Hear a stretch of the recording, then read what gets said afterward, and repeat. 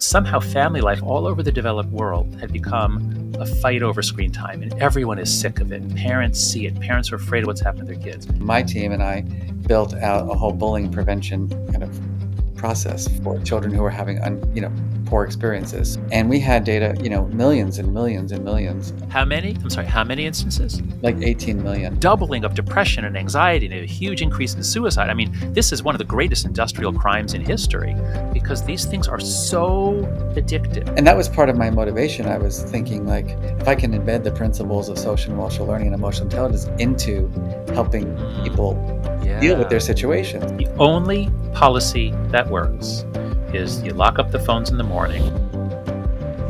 Welcome to this week's Dealing with Feelings webcast. Today, I had the honor and privilege to talk with Dr. Jonathan Haidt. John is a professor at NYU's Stern School of Business. He's also the author of many best-selling books, including, most recently, The Anxious Generation. John and I had an incredible conversation around all things anxiety, from social media to parenting to the role of tech companies. I just love the conversation and hope you do too. Please share your comments about the episode and also subscribe to our channel so that you can learn more about how to deal with your feelings. Welcome, John. Thank you, Mark. What a pleasure to see you again. I know. We first met, I think, 21 years ago on a positive psychology retreat in Italy. And Lake Orta, yes. Yeah. And it's actually one of the fondest memories I have of like my kind of the beginning of my career, because it was just an amazing event and getting to learn from you and still getting to learn from you. Oh, well, that's very kind.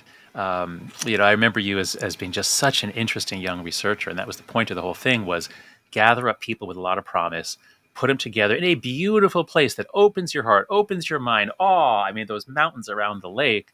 And then, hope that they get planted and do amazing things, as you have. So I consider you to be a success story for the Institute. Thank you so much. So let's just start off. My work is all about emotions and feelings. You have been on a journey over the last couple of months since your book came out. Like, what are the emotions that you've been feeling over the last couple of weeks? Oh my goodness. It's been a kind of thrill. The word that keeps coming up, it's not quite an emotion, but it's efficacy, a feeling that, because, as social scientists, we do work, we want it to address people's needs or certain problems. And it's slow going, and you have to persuade people of something, and there's all these obstacles and policies don't get made. But in this case, what happened was somehow family life all over the developed world had become a fight over screen time, and everyone is sick of it, and parents see it, and parents are afraid of what's happening to their kids. But there wasn't a clear guidance, like, okay, what do we do? And so my book came out in March, and it was like, a match in a dry forest, like wildfire. Like, it's just spreading all over the world, the idea that we have to go phone-free schools, we have to pay attention to this problem. So that, for a social scientist, it's been absolutely thrilling. I bet. It's, happiness, we always say it's, from relationships primarily, that's like the big one. But, but the second one is work, is career. Yeah. And so to see, I worked really hard on this book, and to see it being so helpful, to get thank you notes from so many mothers in particular. It's interesting. There's such a passion for change really coming from mothers more than fathers. So it's been fun. It's been exciting. Nice. And it's been a feeling of efficacy. That's great. It's funny because I have the same, of course, relationships matter a great deal to me, but achievement for me is like when I feel like I've accomplished something and achieved something that matters. It just, that is what brings me the most joy as well. So. Yeah, well, that's right. And that's a lot of lessons for kids too. When I've started to use the phrase quick dopamine and slow dopamine. When you work really hard at something and you make gradual progress and then you achieve something, every step you get pleasure, reinforcement. And it's not reinforcement that says, okay, that feels good, you can stop. It's reinforcement that, oh, that was good. Oh, let's keep going. And when you have slow dopamine like that, it drives people to do big things, as you've done. And whereas when you have quick dopamine, which is, hey, I sit down, I pull out my phone, and I get stuff coming in, or I put on my headset, I turn on a video game, and it's amazing and colorful and exciting. when kids are given opportunities for quick dopamine, as they all are now, at every waking moment, Mhm. there's always a screen around. Um, they pursue the quick dopamine, and I think that blocks development. So let's jump in now because this is like we're going in the right direction. Your book is called The Anxious Generation. How'd you come up with that title? Why is it The Anxious Generation? Mhm. My original title for the book was Kids in Space. And it was a, which is a terrible title. It kind of made sense to me because, I was born in the 60s and I watched Lost in Space as a kid. It was, the terrible show. I tried to show it to my kids. This is stupid. Um, but the metaphor, and it's the opening metaphor of the book, is something changed in childhood. The basic conditions of human development have changed as radically as if we sent kids up into orbit to grow up in a zero gravity environment. And so that was the guiding metaphor of my early thinking. And that's what I proposed to the publisher. And the publisher, why, as you know, for a trade book, the title is not your decision; it's the Mhm. publisher's decision. Although they're going to want you to agree. So I agreed it was a bad title, and they came up with The Anxious Hmm. Generation, which is exactly what it's about.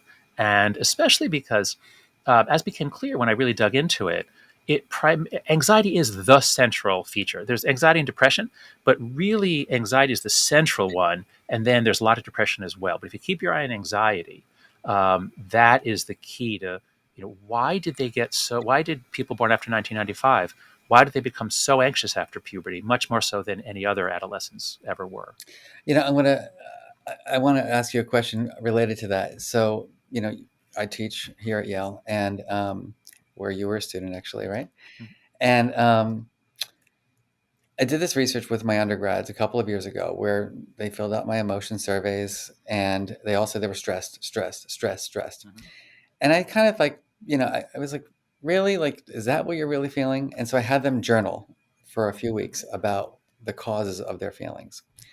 And the number one feeling was, based on their appraisals and based on what they wrote about, was envy. And Oh no! I'm wondering how that Oh. relates to your work, because I think sometimes we're confusing emotions that we, Hmm. there obviously we have mixed emotions, as you know from being an Hmm. emotion scientist, but the the strategies, right, that we're trying to help people deal with their Right. feelings vary as a function of the feelings they're feeling.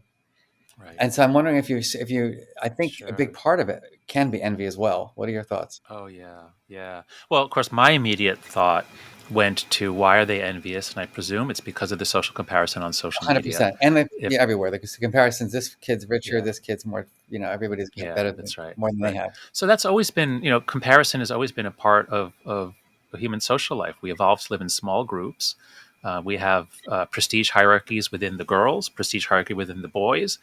Your success in life, your success in mating, all depends a lot on where you are in that. So those issues are just part of human nature. But if you take that concern and instead of comparing yourself to the five kids your age in your community, you're comparing yourself to literally an infinite number, Mhm. and you're seeing, and especially because it only takes a couple seconds to, or even less, to scroll through each post. So you could be seeing literally thousands of times more social comparison than any human being ever did. If we go back a couple hundred years, and our brains can't handle it. Yeah. And so, especially during development, this is what is so sad to me. You only get one adolescence, you only get one childhood. Mhm. And if you spend 5 hours a day on social media, that is the current American average, 5 hours a day across the multiple platforms, that pushes out everything else. It pushes out some sleep. It's like a gas that expands to fill not just every available space, but it pushes other things back. It's like a high pressure gas. It pushes everything else back. Um, and so so to learn that it's envy, of course, I would love it if you could trace it out and like, okay, why do you feel Yeah. envious? What are the things that give you envy? Do they say that? They do, and it's all, like you said, social comparisons. This one has better lips, this one has better hips, this one has more Mhm. followers, this one. But is it okay? Right. But it's all on social media. It's not like I saw this girl walking down the hall. It's No, it's like both. it's all on It's social media. both. It's because, it's a competitive environment and people have Hmm. connections, and this one Yeah. studies for fewer hours and gets better grades. This one has, parents who are more connected in Wall Street or in Hollywood. Right. Right. Okay. So then another thing I would want to know is how to what extent is time pressure causing the stress? So like for me, when I try to do all my teaching in one semester, that takes a lot of time, Everything else is very compressed. I'm in a big rush. I'm not very open to people. I'm more selfish because like I have to do, I have all this work. Whereas when I have more time, I'm a nicer person. Mm-hmm. And if we imagine teens, when you and I were young, I'm much older than you, but we watched a lot of television, but it was just a couple hours a day, and it was often social. We watched with our siblings, with our friends, um, but we had enough time to do our homework. Mm-hmm. We weren't watching 5 hours a day plus another 5 hours on other stuff. It was about 8 to 10 hours a day is the total screen time, um, and so Jean Twenge showed that homework is not up. School pressure has not increased in the last 15 or 20 years. But if you take 5 hours out of every kid's day, they don't have much time left to do homework. Right. And when they're trying to do homework, they're actually multitasking. So it's very inefficient to do your homework or your reading. So again, almost everything that has changed since 2010 seems to have at least some direct or indirect link to the change in childhood when childhood became a phone-based childhood. You're making me think. I taught a graduate class to medical students, and this one, I always start off with asking them, about their emotions, and then I say, "We're going to be here. What's your strategy for dealing with your emotions if you get distracted or shifted?" And this one medical student said to me, Mark, I'm giving you 5 minutes, and if it's not really for me, I'm going back on social media. Oh no, and that's right, and that's what social media does to people. And at least I I had just, courage to say that. I was just sort of like blown away by it. yeah, yeah. I just read this wonderful book by Christine Rosen called The Extinction of Experience. It just came out. And she talks about research on how when you're waiting for a video to load, if it takes more than like 1 or 2 seconds, I can't remember, there's like 1 or 2 seconds, you just go on to the next one. It's too long, too long. So yeah, instant gratification. And my students also tell me, I tried doing that, but I felt really bad the next day, so I quit. I stopped. Like, no, you have to give it It's time. like working out. You can't just like do one set of curls. Yeah, that's right. I did it, but it didn't work. Yeah. So, John, I like people to get to know the people that I interview. And, you obviously have a tremendous amount of passion. You've been, a researcher, psychologist for, I don't know, is it 30 years now? Yeah, I guess I started grad school in '85, so that's my God, is that coming on 40 Yeah. years since grad school, beginning of grad school? Yeah. And so everybody has a story. And so I really would like to know, how did John Haidt become John Haidt? Like, what drove you to Mhm. study emotions and psychology? Oh yeah, sure. Sure. Yeah, I'll tell the story. Of course, it's obviously a reconstruction, which probably touches on reality at various points. Hmm. But the story, as I remember it, is that I was always very curious as a kid. I wanted to be a scientist of some sort. I never thought about the social sciences. I didn't even know what they were. And in college at Yale, I majored in philosophy, but I took an intro psych course from Faye Crosby, and it was so amazing. And I learned so much. I loved that course. So I took another course in social psychology, and I loved that just as much. Psychology is so interesting. If you're curious, well, what could be more interesting than how people work? So, but I didn't major in it. I just had a kind of a minor in psychology. And I worked in computers. I took computer science classes. I got jobs in programming. And while I was working for the government as a computer programmer, I got really bored and started applying to graduate schools in computer science because I thought, I've got computers. I was a philosophy major and some psychology. So that's artificial intelligence. This was 1986. It was the first AI boom. And I was about to say, "Oh, I should have. I wish I'd gone that way," but no, thank God I didn't go that way. So I was applying to grad schools and in computer science, and it just didn't feel right when I would visit the schools. And on a whim, I visited my sister at Penn, stopped in the psych department, and a chance encounter with the director of grad studies, John Sabini. He happened to walk through the lobby while I was there, and one of the students said, "Hey, talk to him." And so he took me up to his office. We had a 15-minute conversation.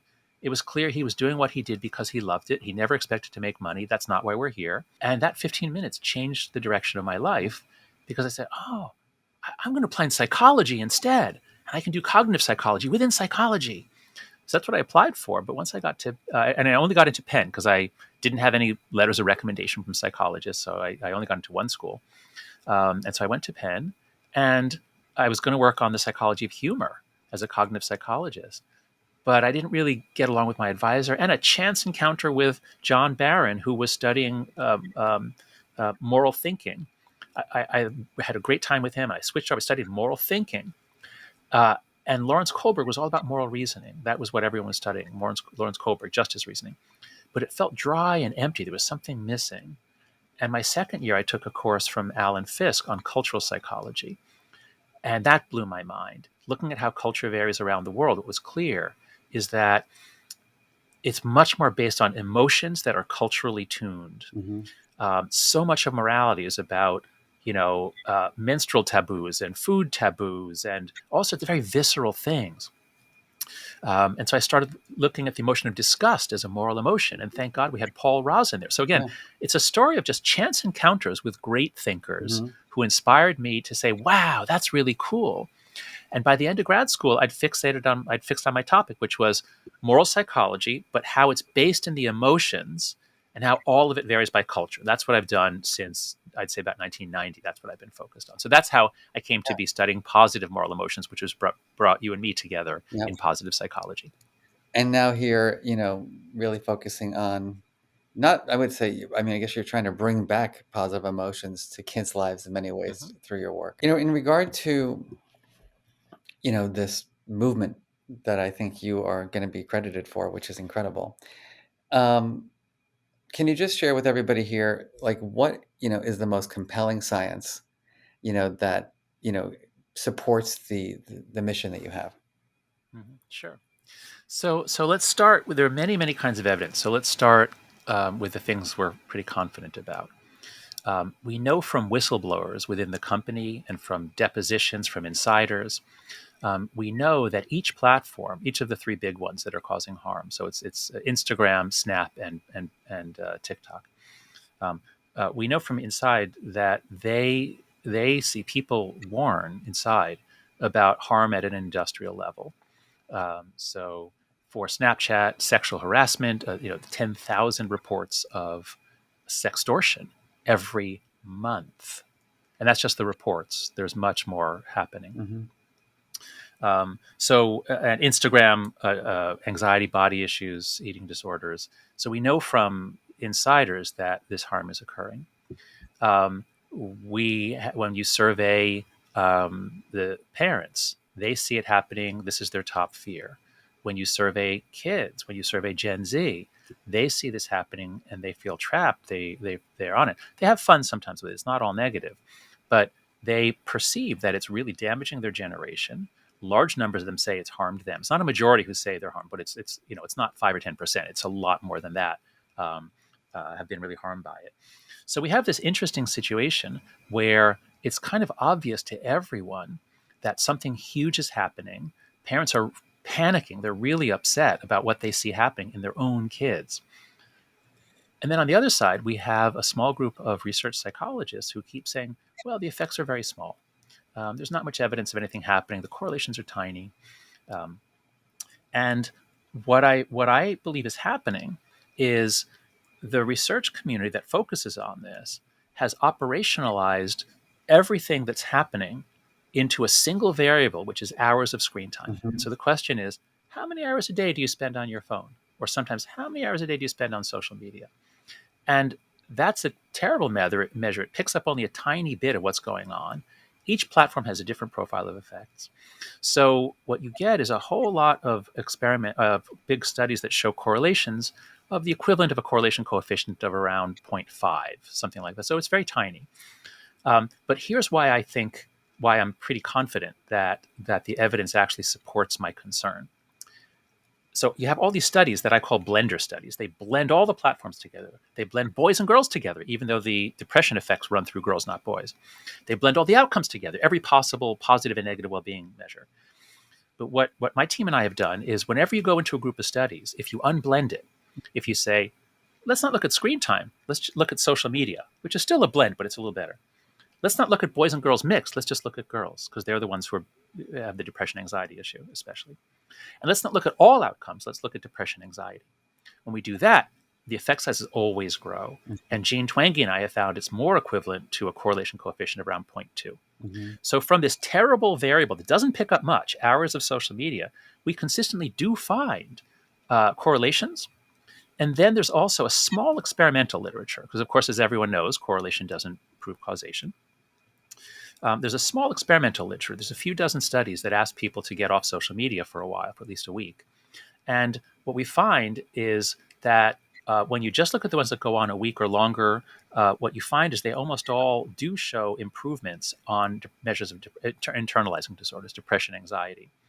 Whereas when you include the 1 day studies, because there are a bunch of studies, they say get off your phone entirely for a day. That doesn't make people happier. They're actually kind of uncomfortable, awkward. Some have withdrawal effects if they're heavy users. So over and over again, we find that some researchers say, "Oh, there's no effect, or the effects are tiny," but they're always blending lots of things together. And whenever we unblend it, we find larger Mm-hmm. effects.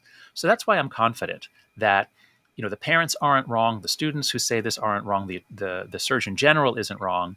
I think that the part of the research community is just they're not seeing it because they've operationalized it in a way that doesn't allow you to find big effects. Yeah, relatedly, I've been thinking about this a lot in my own work. I'm primarily in the field of emotional intelligence, social and emotional learning, and we met because of the field of positive psychology. And that's about 30 years old now. The field, Seligman launched it Yeah, with right. Csikszentmihalyi, High, Late night, 1999. Yeah. and so 25 years of that field, emotional intelligence, a little bit longer. And you know, I read an article in Psychology Today recently about like maybe we have not fulfilled the promise. If we have this all this, I mean, every school now does something around social and emotional learning and positive psychology, but if you look at the data, mental health has gone down. And Hmm. so I think one of the challenges is that something we haven't touched yet on is like this quick fix mentality. But I think part of it is that people's lives have changed in the last 30 years in Yeah, terms of that's right. the way they spend their time. And I just thought I'd love to hear your thoughts about that. Yeah, sure. Well, first of all, um, the fact that mental health is getting worse since 2012, um, that might seem incompatible with an increasing number of schools doing SEL. But first, tell me, at what point would you say that SEL became popular? Was it 2012 or was it long before that? Before that, Right. So whatever happened, it's very sharp around 2012, 2013 in the United States, and elsewhere, it's just a year or two off.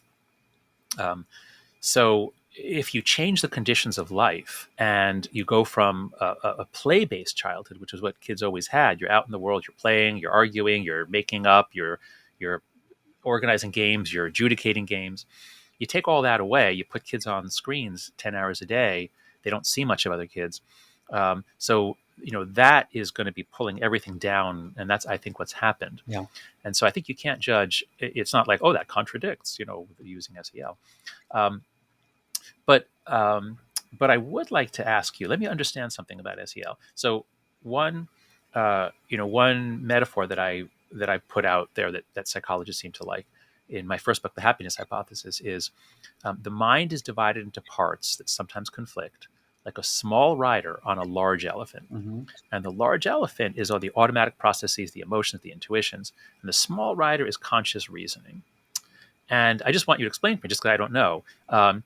SEL, of course, it's good to give kids an emotion vocabulary, but tell me how it gets into the elephant. Like with CBT or whatever. How does conscious talking about emotions, how does that end up making long term changes in the elephant? Yeah, it's a What would great you say? question. It's actually part of the big confusion about SEL because some people think you're just trying to get kids to talk about their feelings all day long, which is not helpful. You Right, know, right. I mean, if I talked about my feelings all day long, nobody would want to work with me. Mm-hmm. And so it's about emotional intelligence is being aware and using our emotions wisely. And Mm-hmm. so it's asking yourself at, points of the day, for example, to transition from home to school. How am I feeling right now? Am I ready to be the best possible learner? And if I'm not, what's the strategy? That's the important piece. Like, what's my emotion regulation strategy to support me in being that good friend Mm-hmm. or that best learner that day? And I think, given that none of us got an emotion education, I mean, Right, what did you right. learn about evidence-based emotion regulation growing up? Mm-hmm. Right, right. So we need to explicitly teach it. And I think it's the hardest Okay. thing to practice because, as you know, it's a hot intelligence. And so what that means is that, you can teach someone like take 3 deep breaths or, write Yeah, your positive self-talk, right. but then you get triggered by your friend on the playground, or Yeah. triggered by social media. And all of a sudden you're Mm-hmm. lost in your feelings and haven't had the Right. strategies. So That's you know, right. my vision is that people really start learning quite early in preschool, you know, and what you need in preschool to regulate is different than elementary, middle, high school Hmm. at 55 at your age. So it's a developmental process from my perspective. Right. Okay, but is it like so? Like CBT is very similar in the sense you learn the names of the distortions, you learn to recognize Right. them, you do homework, you write it down, and it gradually becomes habitual. Is that what happens with Yes, SEL? that's the goal. Okay, But got it. the Good. challenge is obviously like anything, it's implementation challenges, right? Right. That we need consistency, you know, across development because again, Mhm. you know, in some SEL models, it's, you know, dealing with envy, the emotion we Mhm. spoke about. Well, envy in third grade is really different than envy in high school. And so it's not like you learned it how to regulate or deal with your envy then and it still works, you know, in high school. It's got to Mhm. be continuously practiced. Right. Does Right. that resonate? Yep. Yeah. No, that all makes sense. And then I would be curious because it requires like habitual practice. And I teach a course at NYU at Stern called Flourishing, and I work with my students to help them regain control of their attention. And we do just a little bit on CBT and anxiety. Um, but the thing I'm really coming up against is they're constantly interrupted by their phones. There's just so much coming in; it kind of fragments their attention. And so I'd be curious. Although, wait, tell me what ages is SEL? Where's like the sweet spot where it's most often employed? Is it elementary? Yeah, Is it high school? elementary usually. I mean, Okay. Oh, fine. Okay. we go all the way to high school. But Okay. Okay. Oh, so in elementary wouldn't be as much of a problem, but because most of the kids don't have a phone in their pocket and interrupting them all the time. Okay, that's fine. That's fine. That makes sense. Um, but you okay. know, the issue with all of this work, I think, even what you're trying to accomplish in terms of, you know, banning phones, you know, in terms of, you know, limiting Well, social things, delaying smartphones and having an age minimum like on social media. I don't call it a ban, call it a minimum age, as with so many other things in our society. thanks for the correction. Right. It's an implementation issue, right? It's Hmm. consistency, you know, and I think the same thing applies to personal development and, you know, the skill development. Gosh, this is I could go on forever about this, but you know, as we're talking about this, my big question now is around you've run around the world, like, you know, literally. You have Hmm. spoken about this a lot, and so in the audiences that reach, you know, this recording are, you know, we got CEOs and leaders, we have teachers, and we have parents primarily. And so I just want to hear from you from the parent perspective first. If you had like the one or two things that every Hmm. parent needs to know about everything you've learned to support their children's healthy development, what is it? Okay. I'd say the most important thing for parents is to understand that you're caught in a collective action trap, and that's why it's so hard for you to have the device policy that you want. You, you might want to delay giving your kid a smartphone until high school, but when your sixth grader comes to you and says, "Mom, everyone has a smartphone, the kids are laughing at me," that's a lot of pressure to give in. So you have to understand that the companies, the platforms, they've put us all into a collective action problem, and that's why everyone's so unhappy because we can't. It's very hard to solve this on our own. So what you need to do is collective action. What you need to do is team up with others. And so the best place for that is the school because you have a whole community of people who care about the same kids and they know each other. Certainly you know the parents of your kids' best friends. So the school is the best place for collective action, and that's what's so exciting, is that. So we'll get to schools. Okay, we'll get to schools Mhm. next. But for parents, the thing to make it easier for you to do what you want is to not do it alone. And so push your school to go phone free. Team up with other parents to do that. Team up with other parents, especially if your kid doesn't have a phone yet. So if we're talking like fourth grade, fifth grade, even as early as first or second grade, you can go to wait until eighth. Now it actually means wait until ninth or wait until the end of eighth. They picked the name too early, but it's wait until the end of eighth grade. If a bunch of you sign up in that school, once 50 of you in the grade have signed the pledge goes live, and now you have 50 people in your kid's grade who are going to do the same thing as you. Mhm. So, if I had one word, it would be collective action. Well, All right. just pushed together as one word. And then what about I'm sorry, the students. So you have this teenager who's 13, 14, right? They're saying, "Mom, Dad, everybody's got their phones."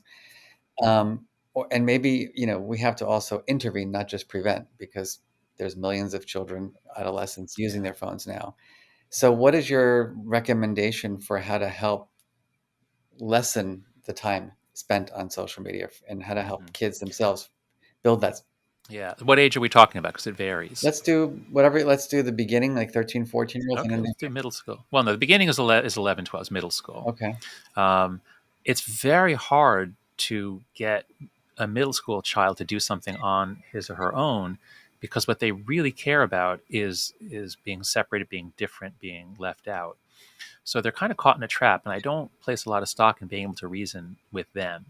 So we're working on a version of my book for 9 to 12 year olds that parents can give to the kid when the kid asks for a phone. They can say, "Here's why we're waiting." So there is some role for education, but the passions, the social forces are so strong Hmm. that I don't. It's hard to say what I can tell middle school kids what they should do. I think I would rather talk about what kind of childhood are we trying to create, and then try to interest middle school kids in a more exciting childhood. Hmm. Because when they see it just as my mom won't give me a phone and everyone else has one and I'm left out and they're panicking and they're in defend mode. But if instead it's all presented like we want you to have an exciting childhood the way we had. And Gen Z, like they see what childhood used to be like. They see kids used to be out having adventures, roaming around, taking risks. Um, so we say, if you say to them, we want to give you an exciting childhood. And that's why me and the parents of your two best friends, we're going to delay smartphones till high school. We're going to give you a flip phone when you start middle school because we want you to be out in the world. You want, you should be able to text us and call us. Um, but we're also going to give you a lot more freedom. Most kids are locked up until they're about 12. Like they're not allowed to walk to the store until they're 11 or 12 in this country. But not you. We know you can do it. We want you to have a fun, exciting childhood. We want you to learn how to be independent. So, because I read the book Free Range Kids by Lenore Skenazy, and I got to know Lenore in New York City, my wife and I let our kids out a couple years earlier compared to everybody else, and they loved it. And they were so proud of being free range kids. And I think you can't prove it, but I think it just made them more competent, more capable, more independent. So again, it's hard to like tell something in middle school. Now in high school it's a little different because by then they're more reflective and they mostly see they see what the phones and social media are doing to their friends and Hmm. to themselves. The middle school kids, they're like, I want Snapchat, I want Instagram, I want everything. They're excited by all this stuff. But by high school, they begin to see the mental health costs. They begin to see the craziness, the social comparison, the envy. Um, there there I think you really can talk with them, reason with them. They're pretty savvy and they're not in denial. I've never found any Gen Z who's in denial, who's like, no, the phones are great for us, what are you talking about? Hmm. So you can definitely talk with them then. But as a social psychologist, I've really focused on how do we change these incredibly powerful norms and social pressures that are pushing everyone into the same toxic mess. Hmm. So that's really where my think has been. But you tell me, how would you talk to how would you talk to a sixth or seventh grader who's the only one left, or one of the only ones who don't have a phone and social media? What would you say? Yeah, it's a tough question, and I think you're right. You've got to build the community around it. I just think that's the right way to go in middle school. Interestingly enough, in high school, we've done some cool stuff with our work with Ruler in high schools with our mood meter tool, which is that self-awareness around emotion. And we have students literally play with going on technology, how are you feeling? Going on technology, how are you feeling? Go here and how are you feeling? Oh, Go here, how are you feeling? And they build an awareness that actually their wow. predicted affect is not their Mhm. actual affect. They think they're going to feel more connected. They think they're going to feel more pleasant emotions. But in the end, they see on paper from their plots of how they felt that they're actually in that blue zone where they're feeling more Oh my God. confident. Mark, this is such important work. Have you published this? It's no, it's more part of our intervention. We haven't done I publish it as terms of a write up of like a process. Yeah, do you have a write up of like just showing that like here is the predicted positivity of experience, averaging all the adjectives, whatever you do, Yeah. and here's the actual. That would be a very important piece of this, and that would really be helpful to the field because, as I said, we're all so focused on these stupid studies of screen time. And what you're collecting is a different kind, and it's much closer Yeah. to the source. It allows us to be very specific. Because do you know what kind of platform? Is it just social media? Like, do you know if they were on TikTok and Well, then these were they? Instagram. This was Instagram. Oh, fine, Yeah. fine. That would be amazing. Right. Platform specific data would be so valuable. So, do you have any kind of write up, or could I encourage I you to think create any kind of I've write up? got great case studies that from Okay. students that have done this as part of like a project for high school. Hmm. I'm happy to share that because it is important Okay. because Please do. it's an experience sampling methodology, which is, helpful in this kind of situation. Yeah. Yeah. All right, so let's jump. And that would allow us. Oh, go ahead. No, Go ahead. no. Let's jump to you were in a room filled with the CEOs of every one of these tech companies that we know may be harming children based on the algorithms. What is going to be the most compelling story or research or message to them to get them to take this Mm, seriously? yeah. Well, first, let's make it a room of just tech executives. And to them, I would say, I love technology. I always have. Um, the tech industry is thousands of companies that make our lives better. You guys work magic. Um, but there are a few companies that use a particular business model that has put them into competition for kids' attention. And these three companies now largely the own human attention for younger people. And these three companies are Meta, Snap, and ByteDance. Google should be in there because of YouTube and YouTube Shorts. Um, but I think the ones that are the most venal are those three: Meta, ByteDance, and Snap. And so first, I would try to appeal to the rest of the tech industry and say, you guys are geniuses. You can solve anything. Do you want to be part of the solution? And what I can tell you is the CEO of Pinterest reached out to me after he read the book about 6 months ago. And I met with him and I gave a talk at Pinterest a month ago. And it was just wonderful because Pinterest, I really learned from working with Pinterest that you have to separate the search function from the social function of Mhm. these sites. And what they did at Pinterest was they said they didn't have to do this, but they said if you're under 16, the social functions are turned off. Mhm. You can't be communicated. People can't find you. But if you want to look for patterns for a sewing project or ideas for cooking, like go at it. You can use Google or you can use Pinterest, but Pinterest is going to be better for you as a search function for these kinds of creative projects. So, there are, and a couple other CEOs have reached out to me of tech companies, not the big three, but of other ones. So, I guess I would say, um, do you want 10 years from now we're going to look back on this period and one possibility is that this was just a moral panic and I'm completely wrong. And in 10 years, we're going to say, can you believe we once thought that spending 5 hours a day on TikTok was bad for kids? Oh boy, what were we thinking?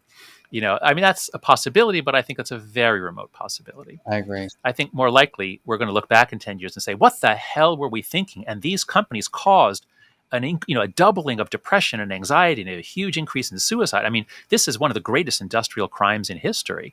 Again, I can't prove that that's the case, but 10 years from now, I think that is a possible conclusion, which I think we might come to. So I would try to appeal to them, and I would especially try to appeal to their employees because these companies are full of good people who used to think at least that they were creating something great that would bring people together. Mhm. And some aspects of it do. I'm not denying that. But I think the cost, the externalities imposed on young people, especially preteens and early teens, I think are just so vast. So I would really appeal to discussion within the company. A lot of the employees are parents, and most parents see the problem. That's what I'd appeal to. Yeah, I don't know if you knew this, but your friend and my friend Dacker Keltner and I did Mhm. a lot of work together, back in the day at Meta and Facebook, helping to build. Oh, I didn't know that. Tell me about it. So we tried to, what we did, my team and I built out a whole bullying prevention kind of process for Hmm. children who are having, poor experiences. So you get made fun of, or somebody says something mean or cruel, or whatever happens. It was a process to help convince the person who put the content on the platform to take it down. Oh, And we found that it wow. worked. Unfortunately, all those things have kind of like gone by the wayside. Uh, Yeah. and we had data, millions and millions and millions of adolescents each month, 18 million, 20 million instances of bullying. Not everyone was threats, Wait, how many? I'm sorry, how many instances? like 18 million. Wow. Yeah. Again, an industrial scale harm. Go ahead. Yes. And that was part of my motivation. I was thinking, like, if I can embed the principles of social and emotional learning and emotional intelligence into helping Mm, people deal with their yeah. situations, it would be, a beautiful thing. But Yeah. it never, the person who worked on that project left because he wasn't really supported. And Oh, yeah. unfortunately, it was Yeah. never continued. But That's right. I just want to say, this is the pattern that we've seen, especially with Meta and Snap. ByteDance is probably even worse. We just don't know. It's not an American company. We just don't have insight into what's going on there. But there have been, especially at Meta, there have been whistleblowers. For example, Antonio Bejar, who found, that's who I work I think it was, oh, that's who you worked with? Oh my God, yeah, Antonio's with. great. So right, and I'm sorry, thank you, Arturo Bejar. That's right. Um, who found when his daughter got on Instagram when she was 13 or 14, there were all these men who were approaching her in a kind of a sexual way, but it didn't quite rise to some very serious level. But clearly they were trying to hit on this 14-year-old girl and make sexual comments to her. And there was no way to report that and Antonio suggested a simple way to report that, and the leadership didn't do it. And same at Snap. There were stories from the New Mexico Attorney General is suing them, and we got the depositions were released last week or 2 weeks ago. Anyway, that's disheartening to learn that you had something that could have made it a little better, and then they just didn't do it. Yeah. By the way, I want to give a shout out. I don't know if you knew this when you gave a speech at Pinterest, but the co-founder, and CEO, our former CEO of Pinterest, Ben Silberman, and I have worked together to build this app that is called How We Feel, and Oh that's the wow. tool. I mean, that's the actual tool Uh huh. that this is. If you can look at it right here, can you see that? This is the tool that we Yeah. built, Okay. which is based, and this is the tool that was used in the research I'm telling you about with the high school students, where they use our app Okay. to then plot how they're feeling, and they journal about what they're doing, and then they get analytics to show them the patterns, of their Amazing. emotions, along with what they're doing. So Amazing. another Wait, so you could use that, Mark, you could use that technology as a much better dependent variable for any other experiment. yes, So if there's a social media, reduction experiment that's going on for a few weeks, and you just have them do that a few times a day, that would be so much better than what we're doing now. yeah, it's totally going to be available for that. So Great. When? When? like very soon, I will be in touch. Okay, email me because we're building a research team to start doing things like that. I mean, because yeah, we know the research that we have is just it's so it doesn't get at the real links of what's going on. It gives us a very blurry picture. Hmm. Hey, can we talk about schools some more? I'm ready to go there. So I'd love to know, Oh, the teacher, I've worked, our program is in 5,000 schools across the world. And mhm. what is the big question we're getting? It's all about this now, and the controversies around, delayed pockets in the classrooms. So tell us what you think is best. Sure. So, so let's start with what the teachers believe. A survey from the National Educational Association found that they overwhelmingly hate the phones. They want them out of class. It's hard to teach with them in class. The teachers who are in schools that leave it up to the teacher report very, very high levels of disruption. The phones are very disruptive in the class. The ones where the policy is you're not allowed to take your phone out during class, just as bad because the kids are taking their phone out during class. The ones that use phone pockets, like you come into class, you put your phone in a pocket in the front of the classroom, you go take your seat. They report somewhat less difficulty, but still really bad. The only policy that works is you lock up the phones in the morning, either in a Yonder pouch or a phone locker, or the cheap way for smaller schools. Just everyone has their own like Manila envelope at the front of the classroom, and you come in, you put your phone in there, and you get it back at the end of the day. The teachers in those schools report very low levels of problems caused by the phones. They're able to talk to the students, and the students are listening.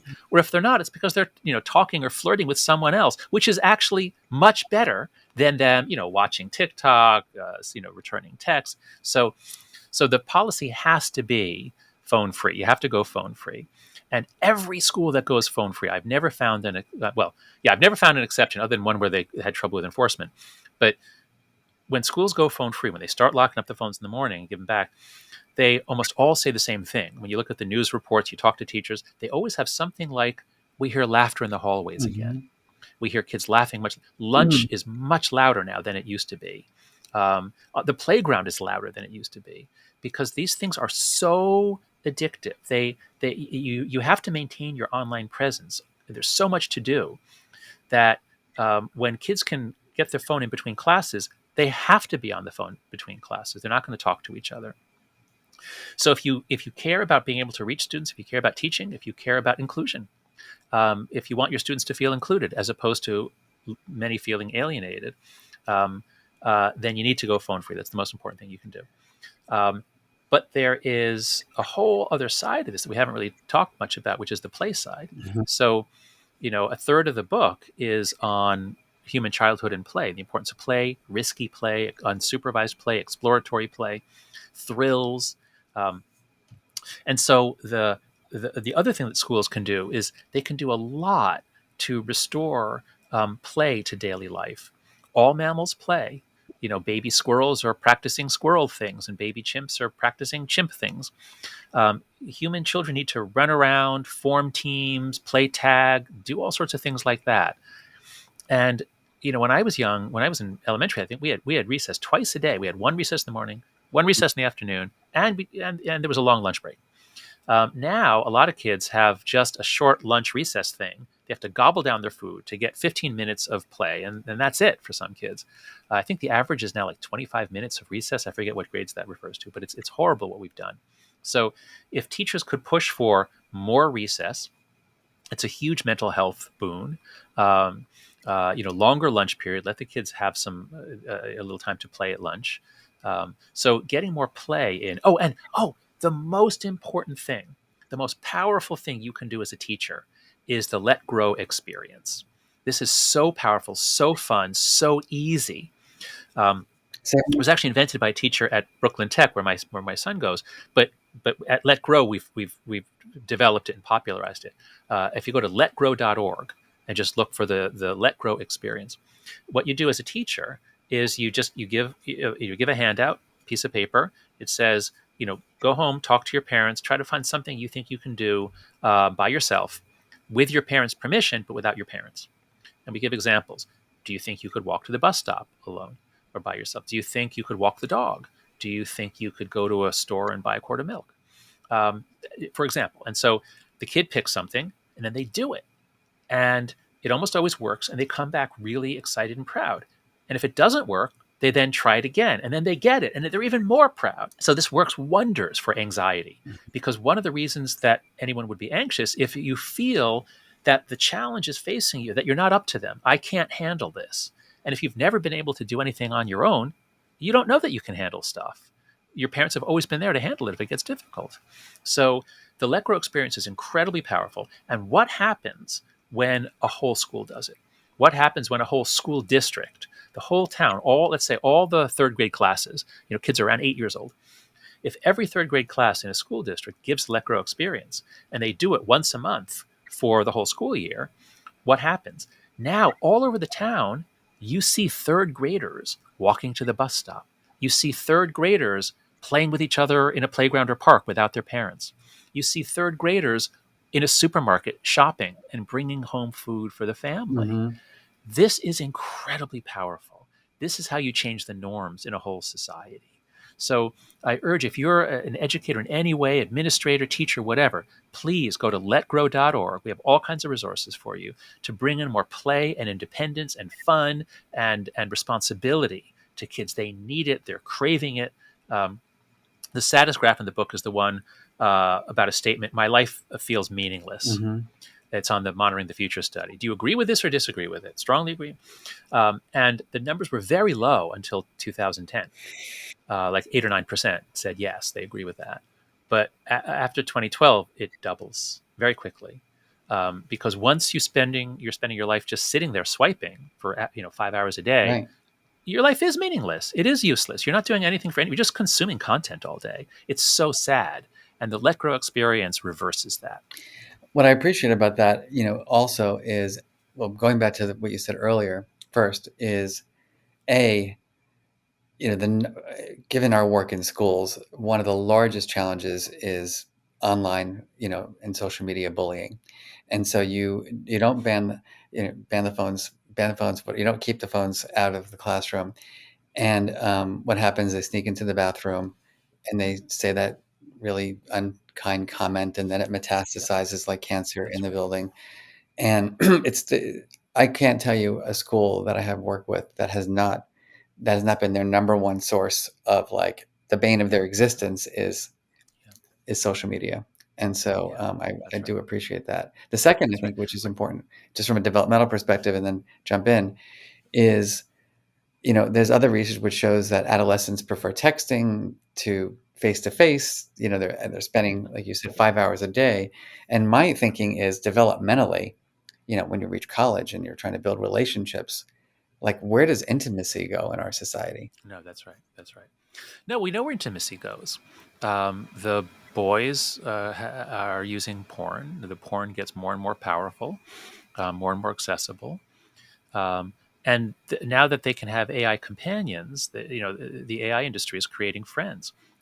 Um, when kids have 300 friends rather than a close group of three friends, they're incredibly lonely.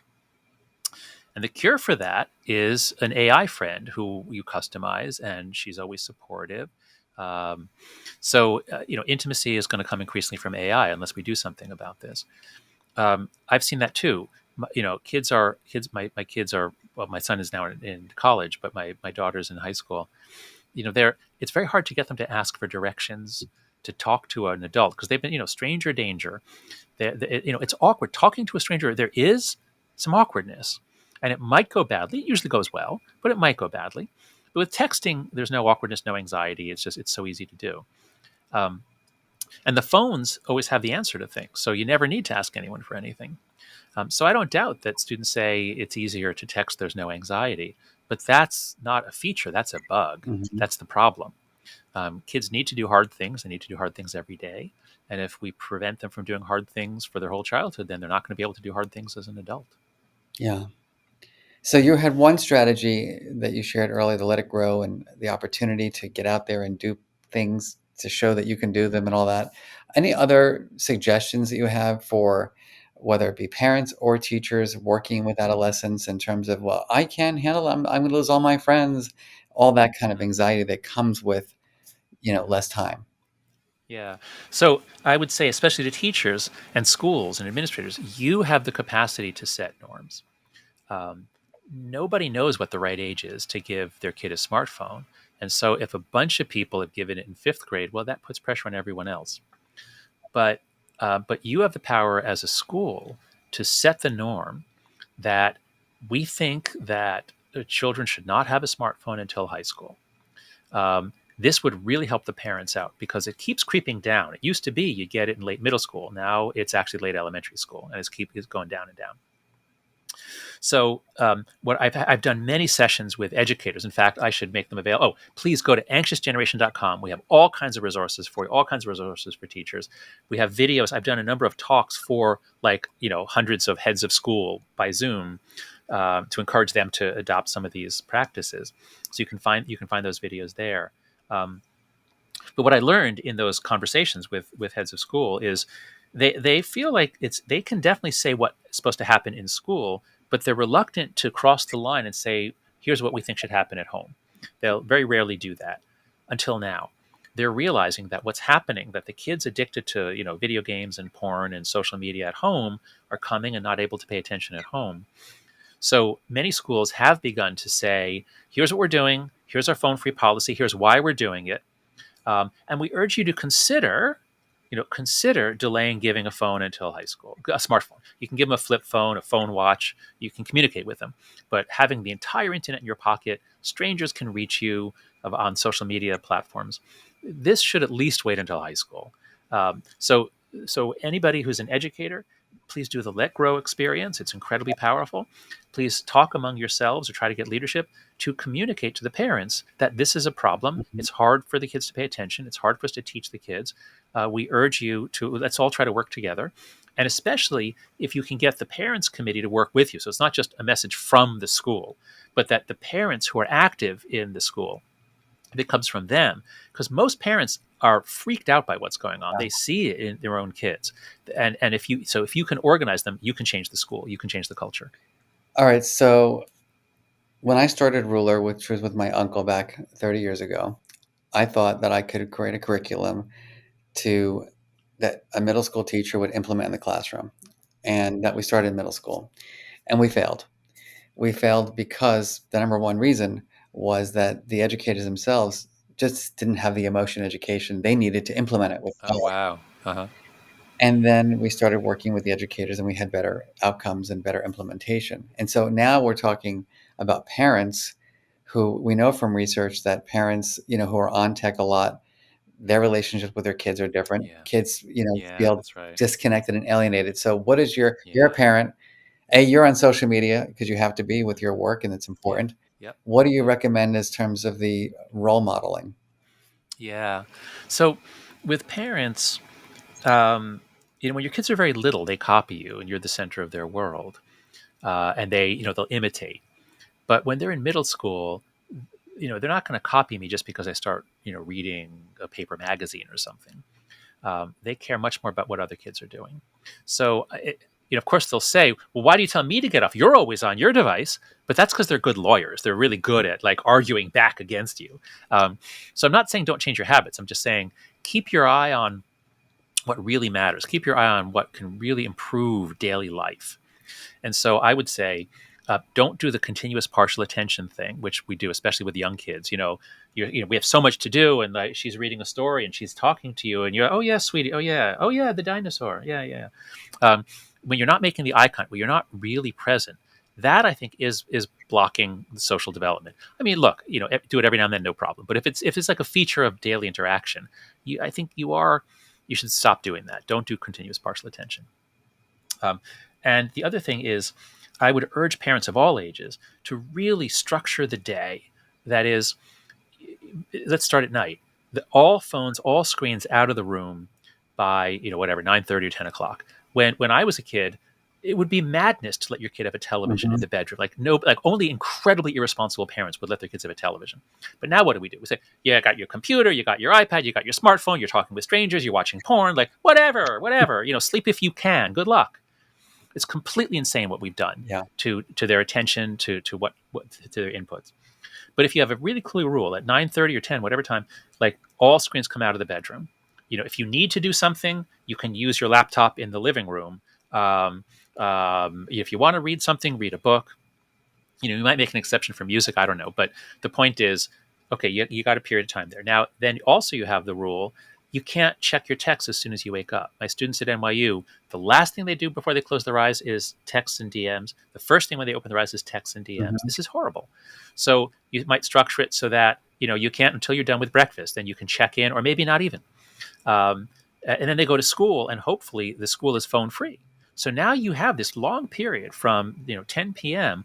all the way through 3 p.m. the next day, when they largely have not had access to their phone. Now they've got all kinds of devices in school. They've got the iPad, the Chromebook, maybe a laptop. So they're not fully cut off, but at least the phone is not their constant, like the extension of a hand. Um, Now you have the afternoon. Now, hopefully, your kid is doing team sports, which is sort of the healthiest thing, Mhm. because the kids really need physical activity. They don't get that as much. They need sunshine. They don't get that as much. And they need the group interactions. So if your kid does team sports, now you're all the way up to 5 or 6 o'clock when they haven't been able to just immerse themselves in all the nonsense and craziness. And then you have dinner. And you definitely need a policy of no phones at the table. Even if somebody wants to look up something that's germane to the conversation, we don't do that. When we're at the table, we're talking to each other, we're tending to each other. That's really important. So it's a lot of So if you do all that, then what you do between 6:30 and 10, that you decide. so it's a lot of norm setting. like, and Yeah, that's a it. lot of consistency and a lot of self-regulation, actually, because Yeah, we're that's right. just so programmed to go for the phone automatically. It's not even conscious Yeah, anymore.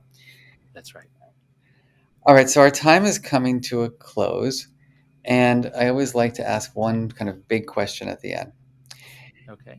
I'd like you to imagine a world where people really understand the principles that you're talking about in your book.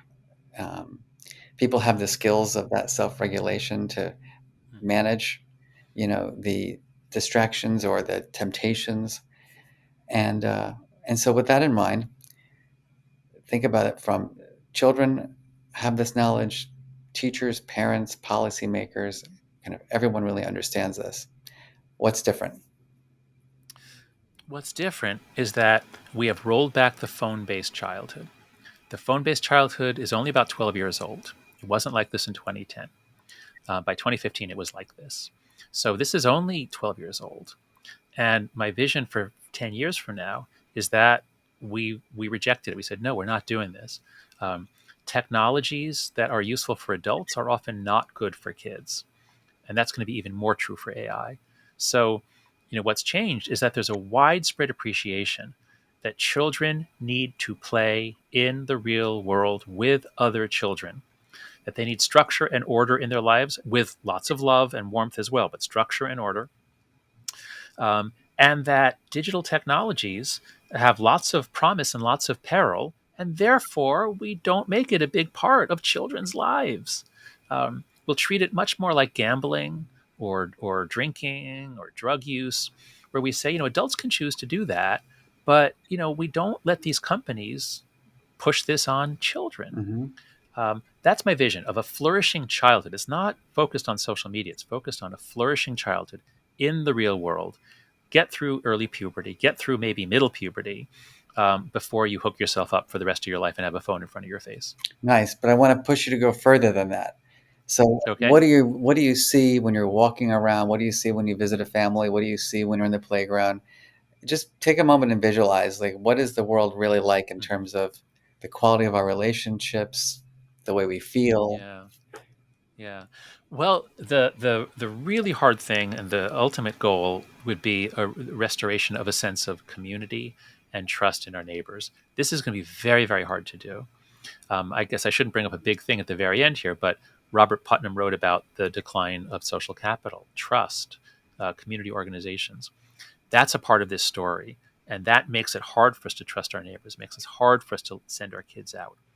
Um, but if we can rebuild that sense of community, and trust that our kids, especially by the age of 8 or 9, they can handle walking around, they can handle things on their own. Um, if we have, so I'm sort of imagining almost like, like the book Busy Busy Town that most of us have read with our kids. That looks really fun. The kids are like wandering around, like watching the mailman and the librarian and the utility worker. Kids are curious about adult life, and so it's a world where children aren't just sequestered away behind walls and screens. Children are part of our daily life again. Love it. Thank you, John. Really appreciate your time. Thank you, Mark. What a pleasure to talk to you after all these Yeah, you years. too. Yeah, it sure was. It sure was. Hey, just put on, so anxiousgeneration.com. Yep. After Babel is my Substack. So say subscribe to his free Substack at afterbabel.com. And then letgrow.org for resources for school. Great. All right. Thank you, Mark. Thank you. Good to see you.